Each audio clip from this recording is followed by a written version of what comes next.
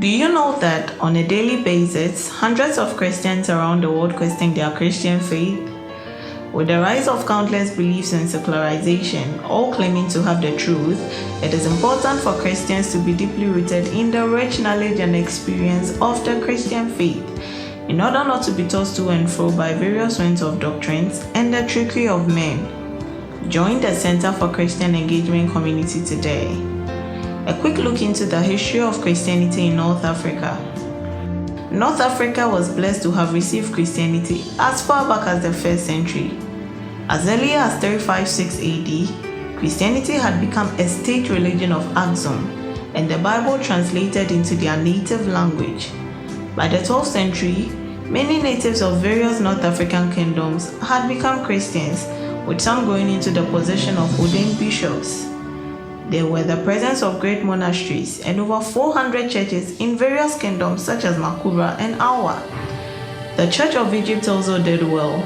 Yes, they established the first Bible Institute to provide theological education to the Universal Church. They also produced quite a number of church fathers who greatly influenced some of the doctrines we teach and preach today. Exactly, Clement and Origen were products of the Church of Egypt. All these are indications that Christianity was thriving in North Africa. Then Christianity was challenged at the arrival of Islam into the region. In 639 AD, Muslim Arabs invaded Egypt, and by 641 AD, ruled over all of Egypt.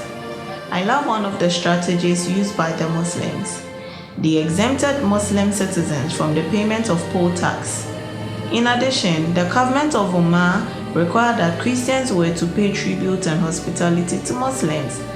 You can imagine how tempting these policies could have caused weak Christians to want to convert into Islam. In fact, if a man wanted to become a government official, it was only wise to become a Muslim. And if a man wanted to marry a Muslim woman, he himself had to become a Muslim.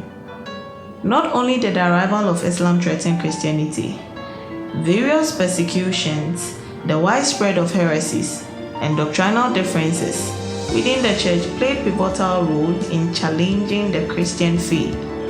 For example, beginning in 303 AD, Christians in Egypt suffered greatly as the Roman government persecuted believers in order to stamp out Christianity.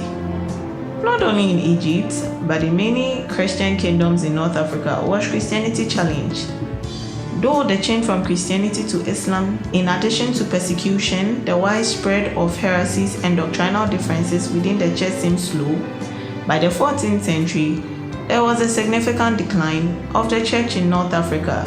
In fact, in sub-regions like Nubia, the church died out completely. An investigation into what led to the decline of the church in North Africa in the midst of challenges reveals that majority of North African Christians were not deeply rooted in the teachings and traditions of Christianity, and so, with Christianity under pressure, they were quick to abandon the faith. Remember that the New Testament revealed persecution and opposing religious voices present in the first church, and yet believers who were deeply rooted in the faith were not quick to abandon the faith amidst oppositions. In fact, some gave their lives for the faith. The difference between Christians who thrive in the midst of opposing religious voices and those who abandon the faith is knowledge. Yes, knowledge. No wonder Hosea 4:6 says that my people perish for lack of knowledge. Existing in our days are opposing religious voices in addition to the rise of secularization. How can one remain deeply rooted in the Christian faith amidst these challenges when one is ignorant or has little knowledge of the Christian faith? No wonder on daily basis, the faith of hundreds of Christians around the world are being challenged when they come into contact with opposing religious voices and secularization. And so you see why it is important for Christians to be deeply rooted in the rich knowledge and experience of the Christian faith, so we are not tossed to and fro by various doctrines and the trickery of men. Join the Center for Christian Engagement community today by subscribing to our channel, and let's study the Bible together alongside our rich Christian heritage. If this video has been insightful, please like, share, and leave a comment. Until we meet in our next video, remain blessed. Center for Christian Engagement, a community deeply rooted in the rich knowledge and experience of the Christian faith.